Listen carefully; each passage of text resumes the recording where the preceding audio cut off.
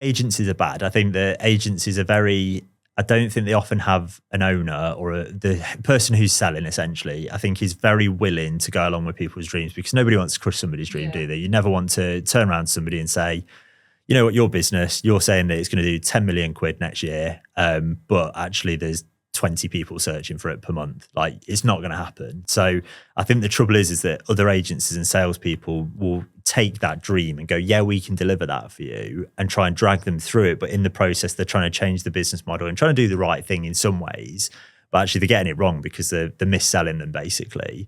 Whereas the sort of where we are is that we never have done, even when we were a lot smaller. We've never said to somebody that we can do something that we can't, and we've never taken on clients that we think are a bad fit. So if they're saying to us, like, we're going to do this and we need to be in contact with you every day, we want you in a daily stand-up with us, stuff like that, you're probably not for us. Like, we're not about that sort of chaotic work. We like to have things planned out. We get things so it's steady. But we've had quite a lot through the years where they've come to us and said, this agency has said that they're going to do this for us, and then they've not delivered it. They promised that they'd do it within the first 3 months, and it's not happened. So therefore we're looking at alternatives. I don't think they realise they're shooting themselves in the foot, but I would say that that's accelerated a lot with those influencer types. I think that they're all selling a course, which is to basically, you can set up your own agency, you will be a millionaire within 6 months, blah, blah, blah.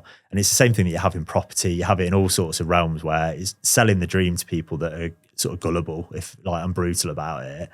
And then they get up and running with that with all the hopes in the world of doing that, but they don't have that technical expertise. They've not got the grounding in that. They've not worked at another agency. They've not worked in a brand. They've not built a background. They're just thinking, I've got a laptop, can get up and running, I'm just going to do it. And yeah, that just doesn't really sit right with me. And I think the influencers doing it, just like, it's shameful, to be honest. I think the outsourcing is a big problem. I think that in essence, it's fine. Like, at the end of the day, we have a team that do the work. It's not me doing the work. So in some ways I'm outsourcing, but to a team that I employ, that's fine. And to an extent, that's what outsourcing is. You're kind of going, okay, well, I capture the sale or whatever, and then I integrate it in my way, and I might have the knowledge and the strategy behind it to feed through to them.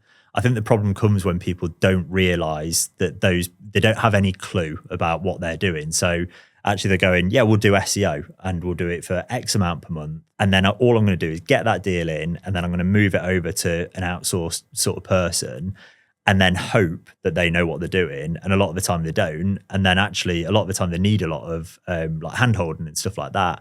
And that's the problem, is that if you don't have that kind of, I don't know, like standard, like, because I'm always banging on about standards at the company, like that every time we speak about things, it's like, no, you have standards. Like, you might see something that, yeah, you might think it's not the end of the world if there's like a typo on something. You should always fix it. You shouldn't have typos in something that you're doing for a client. But I think if you don't have those standards, and you don't have that with outsourced people, because at the end of the day, they can just turn around and go, do you know what? I don't need it. I've got another 10 clients. It's fine. So yeah, I think that's a big problem in the industry. I think kind of the long-term leadership sort of principles that guide us are quite weird, to be honest with you, because I always say, it makes me sound really old. I'm 37, so I'm not old at all. But when I speak to the guys at work, I'm kind of like, I don't think you realise that the working world was so different when I was like early 20s. Like, I'd go to this wholesale sales job in a shirt and tie, like, and everything. And I had some managers that were great at the time and they were good for me and stuff like that, but I kind of go with an antithesis to them. So a lot of them would, like, especially in sales, it's obviously like quite a commercial, like, sort of aggressive environment, and they'd just bark at you and stuff like that. And I was like, I'd never want to be doing that. And like, even in the agency, like, you'd have things just landed on you. This client needs this by tomorrow. So actually some of the principles that I have are, well, I want us to be a calm agency. I don't want us having chaos. I want us to know what our workload is for the month ahead and have that all planned in properly. I want us to work to longer term strategic goals. So basically saying, right, if we've got a client, we set a 12-month strategy, and then within that we have quarterly objectives that we achieve. And then that then breaks down into smaller tasks. And I think that's kind of the opposite of how I've been taught. I think it's kind of just being in that world and being on the ground with it and going, getting to work and having a sales rep turn up to your desk and go, this client needs this by tomorrow, can you do it? And then all of a sudden it's 9 at night, you're still at the office. You're like, what am I doing this for? I don't get paid any extra for it, like, whatever. So yeah, I think those kind of bits have been the antithesis. I think I've also had some really good mentors, like, through especially the early parts of running my business, where we had a lot of trust from clients that basically were our first clients, and they were very much kind of like, look, we know it's just you. I was working from a bedroom at the time and I was doing everything in the business. They knew that. And then do things like invite us to their Christmas party because they knew like it was quite a lonely place to be and stuff like that. And just them having bits and bobs saying like, look, I think you just need to trust people. And if you get people that are really good, you should hire them and you should really capture them. Even if they don't fit the role that you're creating, you should actually just try and absorb people as much as you can. I think having that has been just a game changer for me. It's just made me so much in my life so much easier because I'm not then making the mistakes that maybe they made.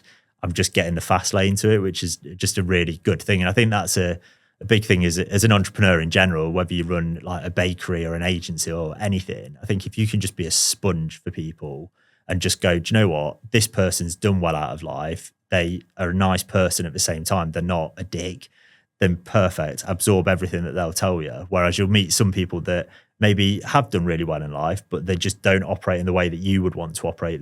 They're not very nice people, stuff like that. So yeah, I think you get your own barometer through your career anyway. And then, yeah, just taking on the things that are good and then ignoring the stuff that doesn't.